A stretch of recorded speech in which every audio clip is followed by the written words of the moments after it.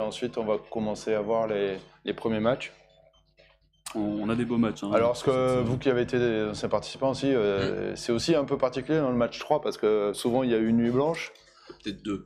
Peut-être 2, ouais, souvent 2. Honnêtement, peut-être 2, ouais. On joue beaucoup sur ce jour-là, quoi, parce que le vendredi, là, c'est un peu... Ah ouais, parce que le premier jour, bon, c'est toujours difficile d'être sûr de ce qui va se passer. Mais sur le deuxième jour, il faut... Comment dire, il faut confirmer, en fait, ce qu'on a fait, ce qu'on a préparé. C'est-à-dire que c'est le moment où les robots, normalement, doivent être perfectionnés, parce que... C'est là qu'on va voir l'évolution, c'est parce qu'entre le match 1 et le match 2, il y a quand même quelques heures, mais on a une évolution, mais peut-être pas celle qu'on voudrait.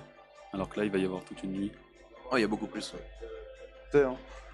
Normalement, c'est table 1. Et la 2, pardon, entre Aerobot et Ultronic France. Et c'est parti. Alors, donc là, 2 robots de chaque côté qui partent. Ouais, il y a une équipe qui est carrément plus rapide que l'autre. Voilà. Donc il y a une équipe qui va réussir à sécuriser le Goldenium. Ce qu'il faut voir, c'est que là, les matchs ont été organisés de manière à ce que les gens qui fassent à peu près le même nombre de points, à un certain écart près, soient en match les uns contre les autres. Donc ça veut dire que pendant la série, on va avoir beaucoup de matchs de niveau assez proche. C'est ça. Donc théoriquement, ils sont censés faire un nombre de points pas trop écarté. On n'aura pas des matchs à 270 contre 0, normalement. On va commencer à avoir des matchs qui pourraient potentiellement ensuite arriver en phase finale. C'est ça. Donc c'est un bon test aussi pour les très bonnes équipes de tester un petit peu les stratégies contre des bonnes équipes. Ouais, c'est ça. On a vu comment dire, la vision de match ce matin, et il y a quelques matchs qu'on est susceptible de retrouver en phase finale. Hein. Ouais. Parce que c'est déjà des équipes qui sont tout en haut du classement qui vont se rencontrer, donc ça va faire des super beaux matchs.